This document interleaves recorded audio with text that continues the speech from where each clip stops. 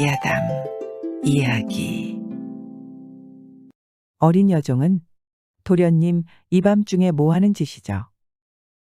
일송 심의수는 아버지를 일찍 여의고 공부할 때를 놓쳤습니다. 머리를 따을 때부터 호탕한 집만 일삼아 밤낮으로 창루를 왕래했고, 공자와 왕손들의 잔치나 노래하고 춤추는 여자들의 모임 등 가지 않는 곳이 없었습니다. 낡은 신발을 신고 해진 옷을 입고서도 부끄러워하는 기색이 전혀 없었으니 사람들이 모두 미친 녀석으로 보았습니다. 하루는 그가 권세 있는 재상의 잔치에 가서 기생무리 속에 섞였습니다. 침을 뱉고 욕을 해도 개의치 않아 했고, 때려서 내쫓아도 떠나지 않았습니다. 기생 중에 일타홍이라는 젊은 명기가 있었습니다. 금산에서 새로 올라왔는데 용모나 가무가 당대 최고를 자랑했습니다. 심의수가 그 아름다움에 이끌려 그녀의 옆자리에 앉았습니다. 그녀는 조금도 싫어하거나 귀찮은 내색을 하지 않았습니다. 그러기는커녕 때때로 추파를 던지며 희수의 동정을 살폈습니다. 그러다가 측간에 간다며 일어나더니 나가서 손짓으로 희수를 불렀습니다. 희수가 일어나서 다가갔습니다. 일타홍이 귓속말로 물었습니다. 댁이 어디신지요? 심의수가 아무동 몇 번째 집이라고 자세히 말해 주었습니다. 일타홍이 말했습니다. 그럼 먼저 가 계셔요. 첩도 곧 뒤따라갈게요. 꼭 기다려주세요. 소첩은 빈말을 하지 않는답니다. 심의수는 기대도 하지 않은 일에 크게 기뻐하며 먼저 집으로 돌아가 깨끗이 청소를 하고 기다렸습니다. 날도 어두워지지 않았는데 일타홍은 약속한 대로 그를 찾아왔습니다. 심의수는 기쁨을 이기지 못해 무릎을 맞대고 그녀와 수작했습니다. 나의 어린 여종이 안에서 나왔다가 그 광경을 보고 들어가 모부인에게 고해 바쳤습니다. 모부인은 아들의 방탕을 걱정해 불러서 꾸중하려 했습니다. 그때 일타홍이 말했습니다. 여종을 빨리 불러오세요. 제가 들어가 대부인을 뵙지요. 심의수가 그 말대로 여종을 불러 모친에게 기별하게 했습니다. 일타홍이 곧 안으로 들어가 섬돌 아래에서 절을 올리며 말했습니다. 저는 금산에서 새로 올라온 기생 일타홍이옵니다. 오늘 암호 재상 잔치에서 귀댁 도령님을 만나게 되었습니다. 다른 사람들은 모두 미친 소년이라 손가락질했지만 어리석은 천첩이 보기에 도령님은 크나큰 귀인의 기상을 갖고 있었습니다. 그러나 그 기상이 너무 거칠고 조야하여 가히 색이 굶주린 아기와 같았습니다. 만약 지금 그걸 억누르지 못한다면 장차 온전한 어른조차 되기 어려울 것이니 그 형편에 따라 알맞게 인도하는 게 좋겠습니다. 소첩은 오늘부터 도령님을 위해 가무와 화류의 세계에는 걸음을 끊고 붓과 벼루 그리고 서책들을 주선해 도령님의 성취의 길을 걷도록 만들겠사옵니다. 대부인의 뜻은 어떠하신지요? 소첩이 만에 하나라도 정욕 때문에 이런 말을 하는 것이라면 하필 비난한 호럼이 되게 미친 소년을 택하겠습니까? 비록 옆에서 모신다 하더라도 결코 정에 쏠려 상처를 입지는 않을 테니 그 걱정은 하지 마십시오. 부인이 말했습니다. 우리 아이는 일찍 아버지를 여의고는 학업은 멀리한 채 방탕하게 지내며 미친 집만 일삼았지. 그럼에도 이 늙은 몸이 막을 수가 없어 밤낮으로 애만 태웠는데 오늘 어디서 좋은 바람이 불어 이처럼 아름다운 사람을 보내주었나. 우리 집 미친 녀석이 학업을 성취하도록 해준다면야 그 은혜가 얼마나 크겠는가. 내 어찌 싫어하고 의심하겠나. 그러나 우리 집이 가난해 아침 저녁을 잊기 어려우니 자네같이 호사로운 기녀가 춥고 배고픈 것을 참으며 머물 수 있을지 모르겠구나. 일타홍이 말했습니다. 그런 것은 조금도 개의치 않습니다. 아무 염려 마세요. 마침내 그날부터 일타홍은 창로에서 자취를 감추고 심씨 집에 몸을 숨겼습니다. 그녀는 머리를 빗질하고 세수하는 예절을 언제나 게을리하지 않았습니다. 날이 밝으면 심희수로 하여금 책을 끼고 이웃집으로 가서 공부하게 하고 돌아오면 책상 앞에 앉게 해 새벽부터 저녁까지 학업을 권면했습니다. 공부 계획을 엄격하게 세워두고 조금이라도 태만한 기미가 보이면 발끈하며 얼굴색을 바꾸고 떠나버리겠다고 겁주어 심희수의 마음을 움직였습니다. 심희수도 그녀를 사랑하는 한편 두려워하여 학업을 태만히 하지 못했습니다.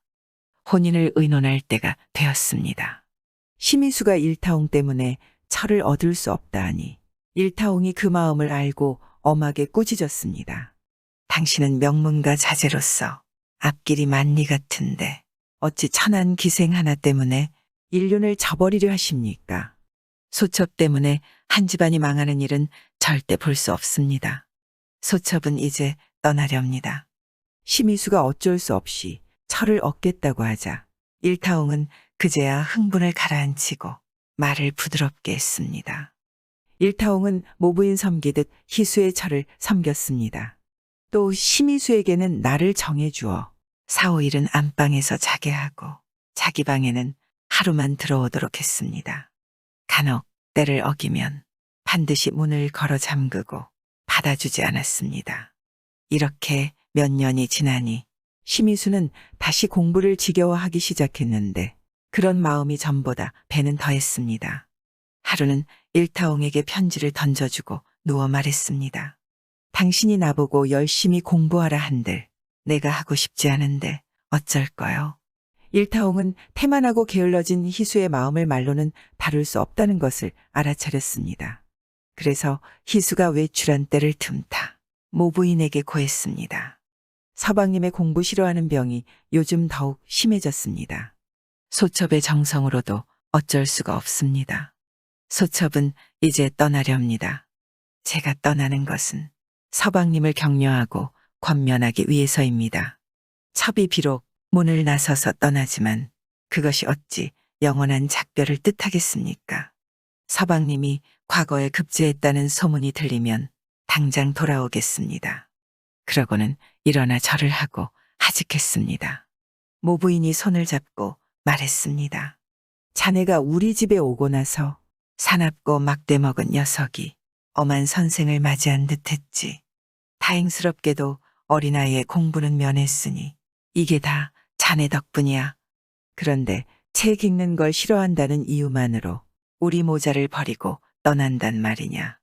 일타홍은 일어나 절을 올리고서 말했습니다. 소첩이라고 목석이 아니니 어찌 이별의 아픔을 모르겠습니까? 그러나 격려하고 권면하는 방법은 오직 이것뿐입니다. 서방님이 돌아와 첩이 떠났으며 급제하고 나서 다시 만나자고 했다는 말을 전해 들으면 반드시 분발해 열심히 공부할 겁니다.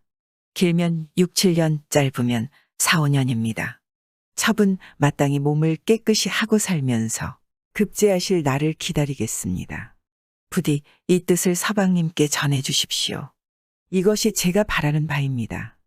일타홍은 서슴없이 문을 나서서 안주인 없는 늙은 재상의 집을 찾아가 거처를 얻었습니다. 일타홍이 늙은 재상에게 말했습니다. 저는 화를 입은 집에서 살아남아 애달프게도 몸을 의탁할 곳이 없나이다. 부디 저를 종으로 삼아주시기 바랍니다. 미미한 정성으로나마 바느질과 술, 음식을 삼가 살피겠나이다. 늙은 재상은 단아하고 아담하며 총명하고 지혜로운 일타홍을 보고 가련하게 여기고 또 마음에 들어하여 붙어 살도록 허락해 주었습니다.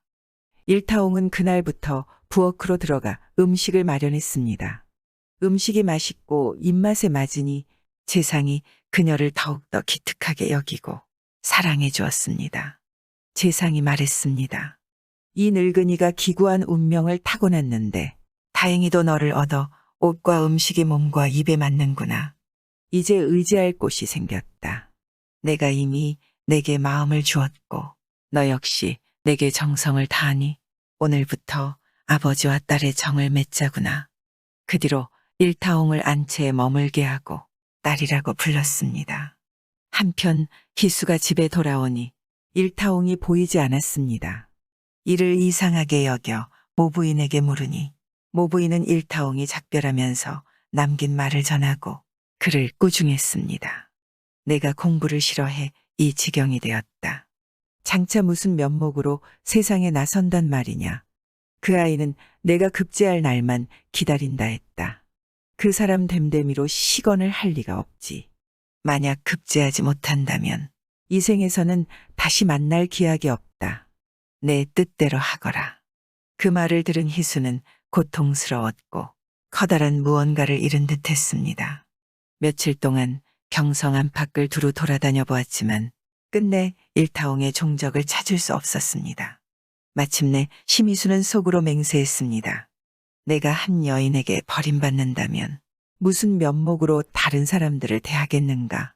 그 사람은 내가 급제하면 다시 만나겠다고 약속했지. 단단히 마음먹고 열심히 공부해 그 사람을 다시 만나야겠다. 급제하지 못하여 약속을 지키지 못한다면 살아서 무엇하리. 그때부터 문을 닫아 걸고 사람도 만나지 않으며 밤낮 쉬지 않고 공부에 정진하니 불과 몇 년 만에 과거에 급제했습니다. 심희수는 과거 급제자로서 육아하는 날 선배들을 두루 방문했습니다. 늙은 재상은 심희수 아버지의 친구였는데 심희수가 지나는 길에 찾아뵈었습니다. 재상은 흔쾌히 그를 맞아들여 고금을 논했습니다. 희수도 그 댁에 머물며 조용히 이야기를 나누었습니다. 이윽고 안에서 음식이 나왔습니다. 희수는 상위의 음식을 보고 얼굴빛이 달라져 슬픈 빛을 띠었습니다. 재상이 이상히 여기며 그 까닭을 물었습니다. 희수는 일타옹과의 사연을 상세히 말해주었습니다. 그리고 덧붙여 말했습니다. 소생이 각고의 노력으로 공부하고 마침내 과거에 급제한 것은 오로지 그 사람을 다시 만나기 위해서였습니다. 오늘 이 음식들을 보니 일타옹이 만든 것과 똑같은 듯합니다. 늙은 재상이 일타옹의 나이와 생김새를 물어보더니 말했습니다. 나에게 양녀가 있다네. 어디서 왔는지는 모르나 그 아이가 일타옹이 아닐까 싶네. 말이 채 끝나기도 전에 한 아름다운 여인이 뒷창을 열고 들어와서는 심희수를 끌어안고 통곡했습니다. 심희수가 일어나 재상에게 절하며 말했습니다. 어르신, 이제 이 여인을 소생께 허락해 주셔야겠습니다. 주인이 말했습니다. 내 이승을 떠날 날이 멀지 않은 나이에 운 좋게 이 아이를 얻어 죽을 때까지 의지하려 했네.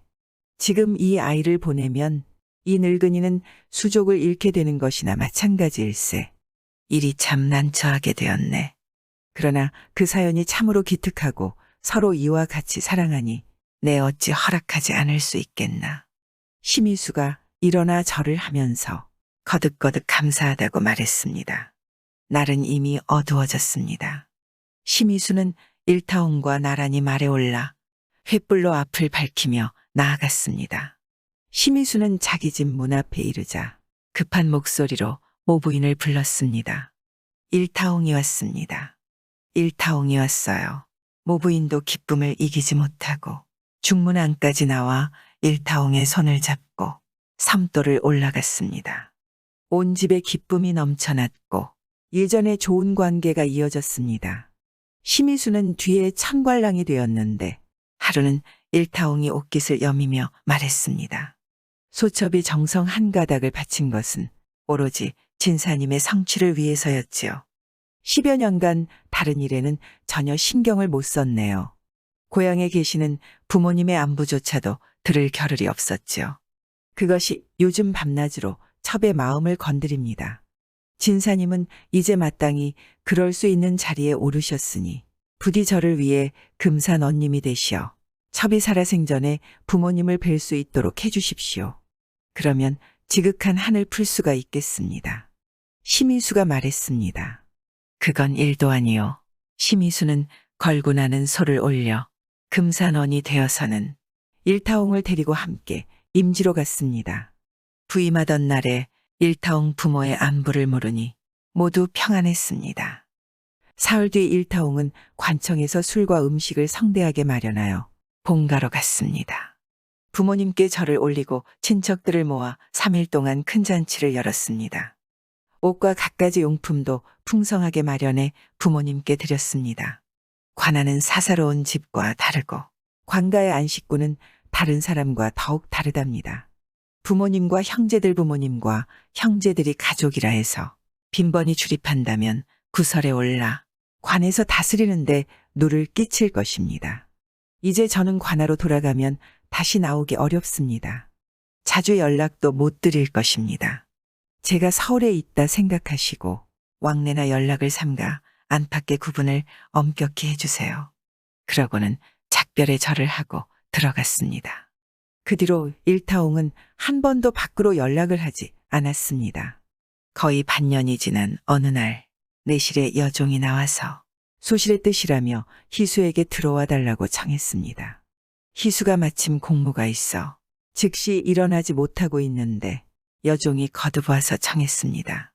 그가 이상하게 여겨 들어가서 살펴보니 일타옹은 새 옷을 입고 새로 만든 침석에 누워 있었습니다. 별달리 아픈 데가 없는데도 애달픈 표정으로 말했습니다. 소첩은 오늘 진사님과 연결하고 먼 길을 떠나야 할 것 같습니다. 부디 옥체를 소중히 보살피시오. 오래도록 영광과 부귀를 누리십시오. 첩 때문에 마음 아파하지 마시고요. 첩의 몸은 진사님 선영 아래에 묻어주십시오. 이것이 제 소원입니다. 일타옹은 말을 마치자 문득 숨이 끊어졌습니다. 심희수는 통곡하다 말했습니다. 내가 밖으로 나온 것은 오직 당신을 위해서였소. 오늘 당신이 세상을 떠났으니 나 혼자 어찌 여기에 머물겠소. 그러고는 사단을 올리고 자기 스스로 벼슬이 바뀌기를 꾀했습니다. 심희수는 일타옹의 관을 따라 길을 떠났습니다. 금강에 이르러 애도에 시를 지었습니다. 붉은 연꽃 한 덜기 상여 수레에 실렸네. 향기로운 호는 어느 곳에서 머뭇거리나. 금강에 내리는 가을빛 단정을 적시니 아름다운 그대 이별하며 흘리는 눈물 아닌가. 남정네의 그것을 본 마님은 탐스럽구나. 조선의 21대 임금이었던 영조는 만나고 싶은 사람이 있었습니다. 임금이 만나고자 한다면 조선의 어느 누구도 만나지 못할 사람이 없었지만 영조가 찾고 있는 사람은 조금 달랐습니다. 나라 안에서 근심 걱정이 없는 사람을 만나고 싶다.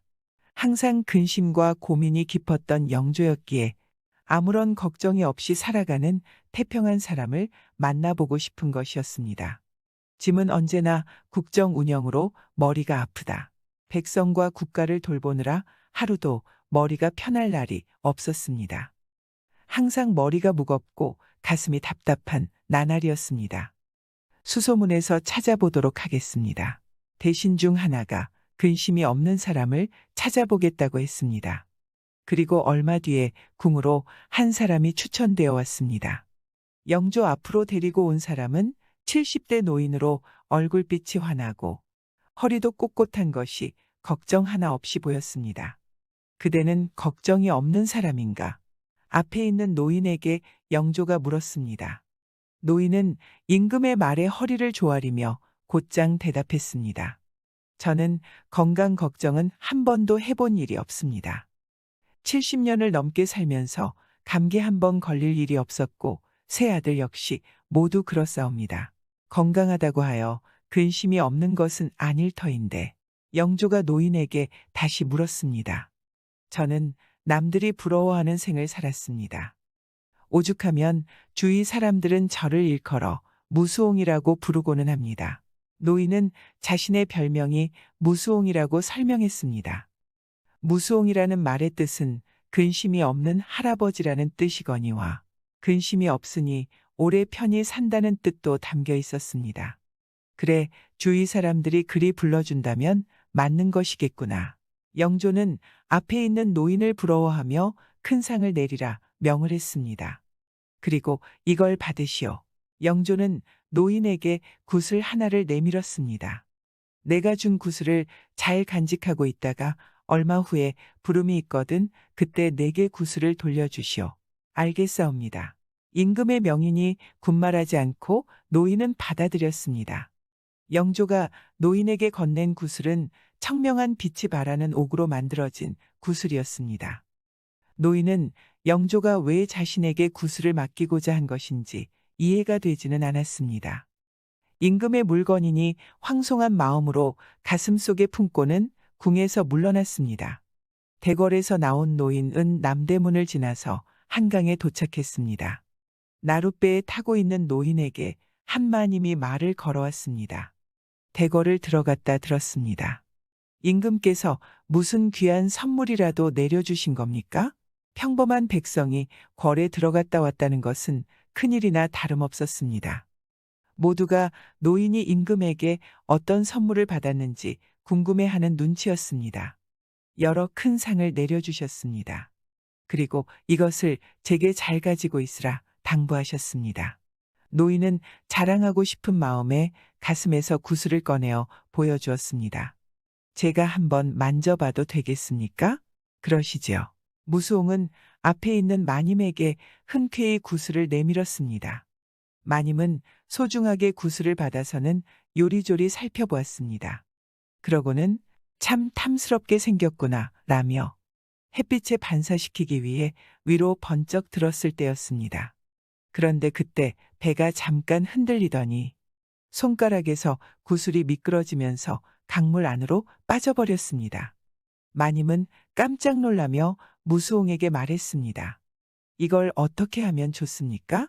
마님과 무수옹의 낯빛이 급격히 어두워졌습니다. 이거 큰일입니다. 이 일을 어쩐단 말입니까? 마님은 나룻배 위에서 안절부절하지 못했습니다. 마님을 가만히 보고 있던 무수옹의 얼굴은 방금 전과 달리 편안한 빛으로 변했습니다. 이미 일어난 일입니다. 근심을 하면 무엇을 하겠어? 무수옹의 태연한 태도와 달리 선비의 얼굴빛은 쉬이 변하지 않았습니다. 마님은 무수옹의 위로에도 여전히 망연자실한 모습이었습니다. 무수옹은 집으로 돌아와서도 걱정하거나 근심하는 표정을 보이지 않았습니다. 아버님, 걱정이 되지 않으십니까? 임금이 맡긴 구슬을 잃어버렸다는 말에 집에서는 한바탕 난리가 났습니다. 모든 식구가 애를 태우고 있었지만 무수옹만은 여유로운 모습이었습니다. 이미 벌어진 일이 아니겠느냐. 무수옹은 평소와 다름없이 잘 먹고 잘 잤습니다. 다음 날 이른 아침에 낚시를 나간 큰아들이 커다란 물고기를 강에서 건져 올렸습니다. 근래에 보기 드물게 큰 물고기였습니다. 어머니, 이걸 아버지에게 고아드리세요. 아들은 어머니에게 물고기를 건넸습니다. 물고기를 건네받은 어머니는 생선을 손질하기 위해 식칼로 배를 갈랐습니다. 배를 가르자마자 어머니는 놀라서 소리를 쳤습니다. 여기서 구슬이 나왔습니다. 물고기 배에서는 무수옹이 강물에 떨어뜨린 임금이 준 옥구슬이 들어있었던 것이었습니다. 무수옹은 너털웃음을 보이며 말을 했습니다. 내가 걱정하지 않아도 된다 하지 않았어. 가족 모두는 임금의 명을 거역한 것이 아니니 다행이다 싶은 마음이었습니다. 며칠 뒤 임금이 무수옹을 찾는다는 정갈이 왔습니다. 내가 준 구슬은 잘 가지고 있어. 무수옹은 기다렸다는 듯이 품에서 구슬을 꺼내서 보였습니다. 가지고 있는 동안 별일은 없었어. 무수옹은 자신이 구슬을 잃어버린 일부터 다시 찾게 된 일까지 솔직하게 임금에게 털어놓았습니다. 걱정이 되지 않았어? 하늘의 뜻이라 생각했습니다. 무수옹의 말에 임금은 무릎을 치고는 너털웃음을 보였습니다. 이제야 알겠구나. 사람이란 무릇 근심이 없을 수 없는 법. 허나 근심을 일삼지 않는 것이 다를 뿐이구나. 영조는 무수옹에게 큰 상을 내려서 집으로 돌려보내 주었습니다. 사실 영조는 무수옹이 집으로 돌아가는 길에 대신에게 일러 일부러 계략을 세웠습니다.